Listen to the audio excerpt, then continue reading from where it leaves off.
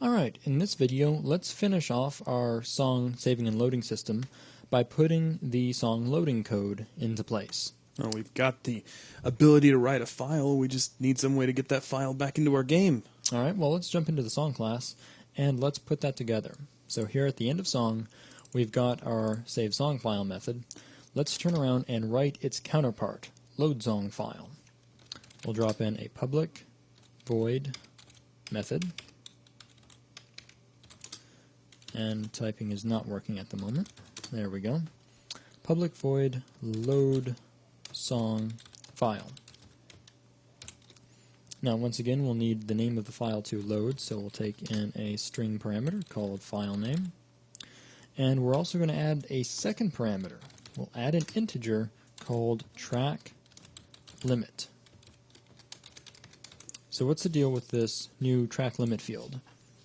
Well, when we go to load a song back in, there's no real guarantee that the song that was previously saved had a number of tracks that matched the current number of tracks that our game is initialized to. Of course, the number of tracks that our game is set up to handle is defined by the config file on load. That means if, let's say, we're running on a restricted version of the game with only 4 tracks, and suddenly we try to load in a song with 8 tracks, then we're going to be creating notes that have track values that can't be addressed. They can't be looked up in the track names, and they can't be looked up in the track colors, so that would cause all kinds of problems. Gotcha. So in order to counter that, we're going to make the load song file take in basically a track cap. The idea is that we'll pass in some number to track limit, and if load song file finds a note with a track value that's too high, it will simply omit the note. Okay. That way we can successfully load whatever notes we can out of a song with more tracks, but we'll omit the tracks that would give ourselves problems. Okay. Alright, let's jump into some of the things we'll need to do, some of the actual code. The first thing we'll do before we attempt to load the file is make sure the file exists. So we'll begin with a simple if statement. We'll say if not file.exists, then we'll pass in the file name. So if the file that we're passing in does not exist, then we'll simply warn out to the log and return from the method entirely. So we'll drop a log write line, and we'll say something like file not found. Give it argument 0, and we could even put argument 0 in single quotes. Then pass in file name for the file that could not be loaded. Then we will also return at this point to make sure that we don't execute any more code inside of the load song file method. Alright, now at this point, if we've reached this far in code execution, that means that our song file name does exist, so we need to get ready to load it. The first thing we'll do is, again, since we're calling load song file on a specific instance of a song, is we want to make sure that there aren't already a set of notes inside the song, just in case we happen to, for some reason, reuse an existing song and tell it to load a different file. We want to make sure we clear out all the note data before we load in new note data. So we'll look at our notes list, and we'll say this.notes.clear. So we'll dump out any notes we might currently be storing. Alright, once we've got our notes list cleared out, now we need to establish a handle to the actual song file. And we'll do that through the stream_reader class to give ourselves convenient line reading functionality. So we're going to make a stream_reader instance. We'll call this variable reader. And we'll turn around and immediately make a new stream_reader. We'll use the second overload to the constructor, which gives us the ability to pass in a full path. We'll drop file name into the path, and that should give ourselves access to the file.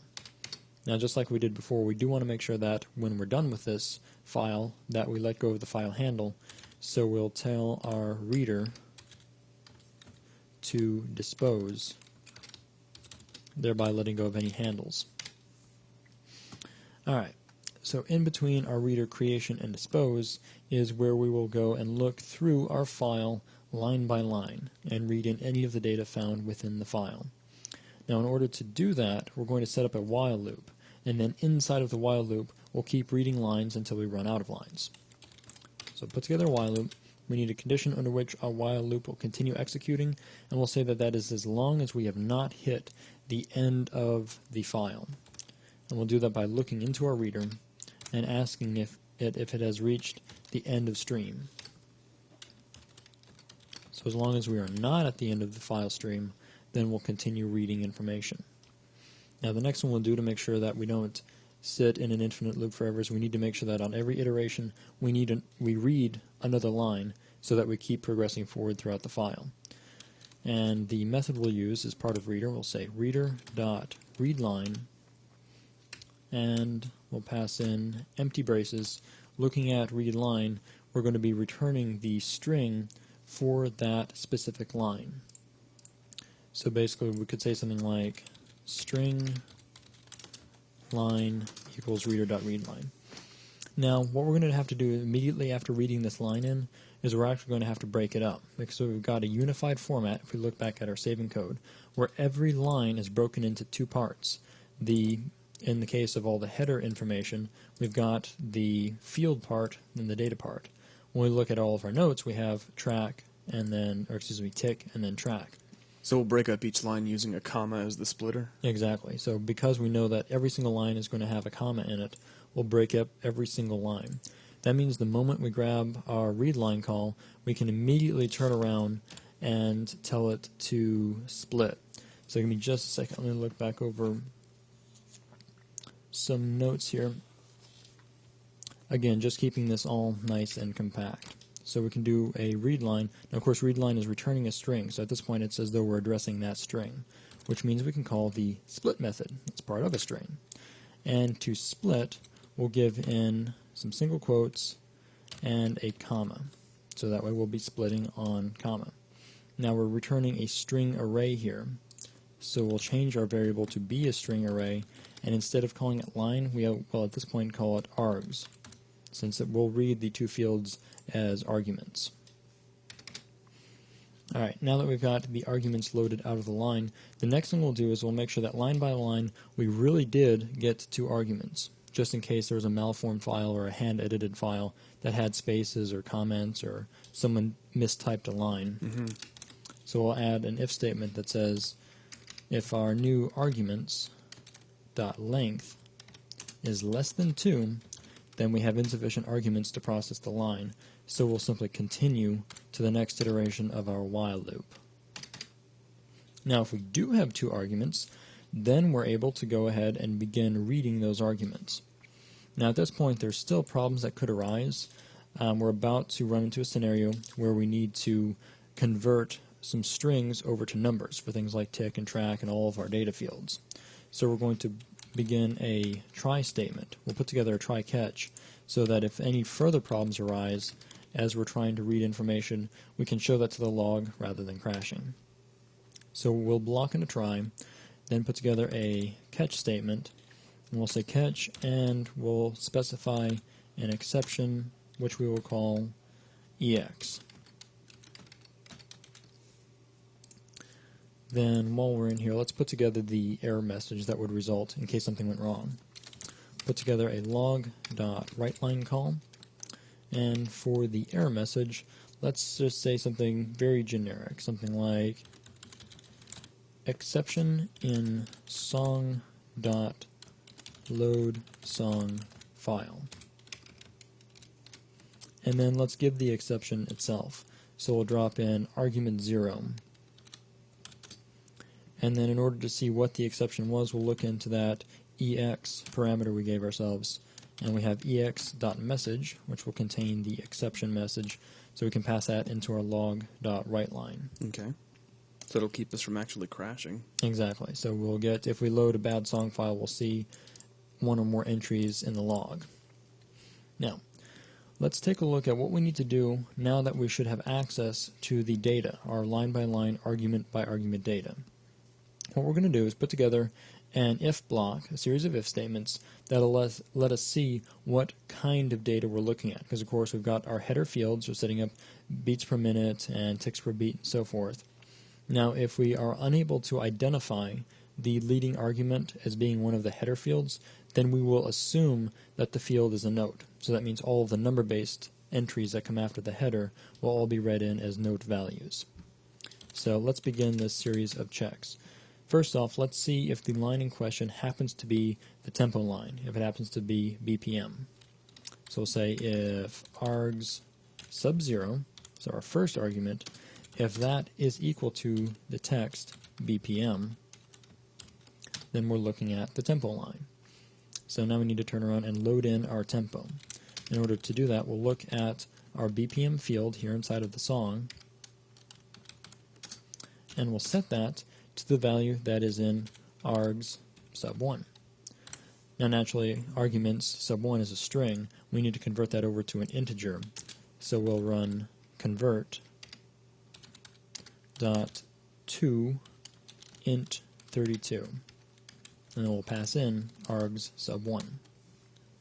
So we'll convert the numeric value over and store it into BPM. Now we'll follow the exact same approach for loading in the rest of our header fields, quarter note, ticks per beat, and so on. So I'll copy and paste to duplicate our current if statement. We'll drop this clause in as an else if, and we will look for the value quarter note inside of argument 0. So if argument 0 is equal to quarter note, then we'll jump in and load arguments 1 into this dot quarter note. Now we'll do the exact same thing for our ticks per beat. So if argument 0 is equal to ticks per beat, then we will jump in here to arguments 1. So looking over all of this, let's see, give me just a moment while I pour over some notes. Again, just making sure all these names are in line, because it's very important that these names match the names that we saved. If we happen to misspell something, then we'll need to pay close attention to what we load back in. Alright, inside of looking for ticks per beat, if we didn't find ticks per beat, of course the field that we need to populate is ticks per beat. Alright, one last line. Now we're looking at beats per measure. So if argument 0 was beats per measure, then we'll jump in here, convert the value, and save it out to this dot beats per measure. Alright, that should take care of all 4 of our header fields. Now we'll add in one last clause to the if statement. We'll add in an else clause, and then drop some braces for the body. Now in this case, if we have not found a line with BPM or quarter note or ticks per beat or beats per measure, that means we're looking at a note value. So we'll need to convert both arguments out to integers and then assemble those into a new note. So in order to handle conversions, we'll make some local variables. We'll make a variable called tick, and we'll set that to be argument 0. Now of course we'll need to convert to int 32. Then we can pass in args sub 0. And then we'll make a second variable called track. We'll set that to args sub 1. Again, just for a quick reference, we could load up one of our song files and see that we'll have args sub 0 followed by args sub 1, and that will be our tick and track value. Right. Alright, once we get these values loaded in, before we actually assemble a note, we do want to make sure that this track value is within the range specified by our track limit. So we'll create an if statement. We'll say that if track is less than the track limit, then we can proceed with the creation of the new note. So it'll be adding into the notes list. Exactly. As soon as we create the note, we do want to turn around and immediately add it to the list, so we can look at our notes list, which is this dot notes. Then we can invoke the add method and turn around and make a new note to store. So we'll add a new note instance. We'll pass in the tick variable for tick and the track variable for track. And close off the parenthesis for the add call, terminate, and that should take care of getting our notes all loaded in. Alright, there is one last thing to do once we get our data in. Now you'll notice the data we were saving and loading does not include the ticks per measure. This is simply for efficiency's sake, since we can recalculate the ticks per measure if we have the other two fields. Right. So what we'll do is we'll jump in here. We can say right after we finish with the file itself, as one last thing to do in the load method, and that is we'll populate ticks per measure. So ticks per measure will be equal to this dot ticks per beat times this dot beats per measure. And that solves the other part of it. So with that, we'll have all three timing base fields reassembled, and our song should be ready for use. So with all of that in mind, let's jump in here, and just because it is very important that all these text lines line up, for the first use and run of our song, we'll set breakpoints on each of these just to check them all out. Now, before we set the breakpoints though, let's put in a call to make sure that we do indeed call our load song file method. Let's jump into the screen game class, scroll down to reset where we are currently using the beat generator to make the song. We'll comment out the beat generator line and instead put in a call to song.loadFileName. Load song file. For the file name, we still need to assemble the full path. Now I'm not going to drop the using into our screen game class because this path referencing line is temporary. It's only going to be used here excuse me, until we have the full song scanning library and song selection screen in place. Sure. So in the meantime, what we'll do is we'll simply use the fully qualified namespace of system.io.path. So now we have access to the path class. We'll use the now familiar combine method, and then we'll drop in global state.songsPath, combine that with the name of the song we wish to load. And let's drop in the name rock.song. Which was the same as beat generator 1, wasn't it? Exactly. So we can finish off our call to combine, finish off the call to load song, and then that takes care of invoking load song file. Well, almost. You can see IntelliSense isn't happy, and that's because I've managed to leave off one of the parameters. The second parameter was that track limit. Now, in order to specify a track limit based on the way our game is currently set up, we'll look into config, and we'll look at our track names list and see how many entries we have. So how many tracks do we have total? And we'll pass that in. So load as many songs as we can given the number of tracks that we currently have. So with this, once again, before we run this for the first time, let's go back into song, and I'm going to set a breakpoint on each of the lines. Actually, each of the lines where we're doing some form of conversion. So that means once inside of the body of each of the if statements. That way we can watch and make sure that BPM gets read in, quarter note, and so on. So if we run the game at this point, and we jump in, of course we're not going to immediately hit those because we haven't yet hit the song.reset method. Right. If we jump into the game, now we drop out, and apparently I hit the key one too many times. We'll hit no to reload. Visual Studio is wanting to jump in and be a little bit overly helpful. Now, we do see that we have broken out in the line saying that arg0 is BPM. So we can see that BPM is being set to 120, which is correct. Let's hit F5 to continue execution, which should end up reading the next line, and we'll make sure that we drop out to quarter note. So we'll hit F5.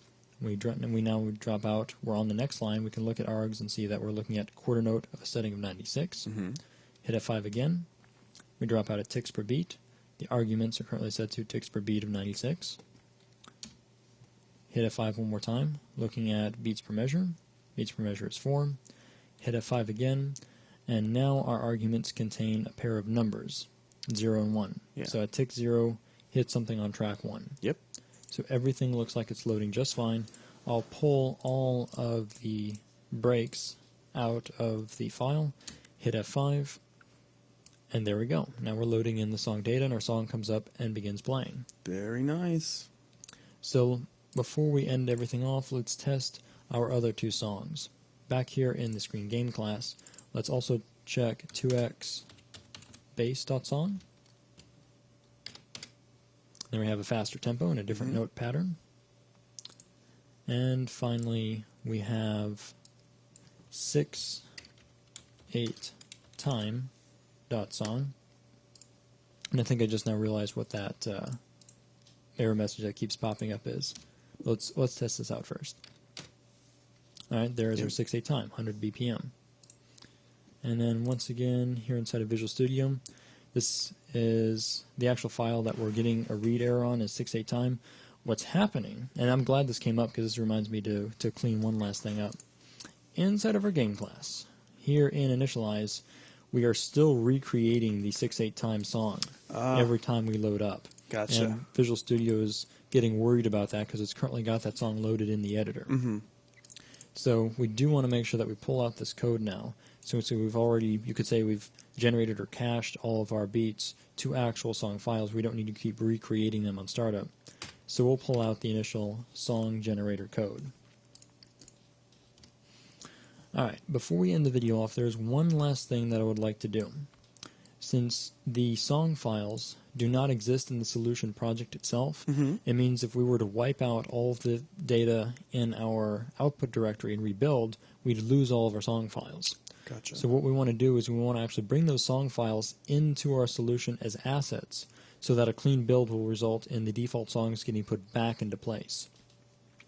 So let's jump down here to our project folder and jump into Drum Game once again. Then inside of Drum Game, let's jump all the way down to our output folder, content, songs. There we have our 3 brand new songs. Let's drop those into the songs folder inside of the Solution Explorer. And apparently I must have grabbed the blank one. We'll go ahead and hit yes. Yeah, I grabbed blank instead of the base song.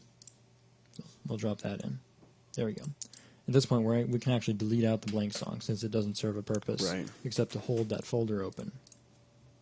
So we can confirm that these songs have been added into our project if we wish by going back to our project folder, jumping back up a few levels out of our output folder, then into our content folder, into songs. We can see that the songs now exist. So if we were to do a clean build, we should have these songs passed on. Though, one last thing to look at, if you remember before, we do need to make sure we set our copy to output to make sure that they do get copied along. And we'll set this to copy if newer, because we don't intend on changing these very often in their default state. Gotcha. While we're at it, we can also change the build action to none, and that should have us set up to make sure that these get copied along as part of our project. Alright, with that, we have fully established song loading functionality, gotten everything nice and cleaned up, reintegrated into our solution, so that will take care of our song loading. Nicely done.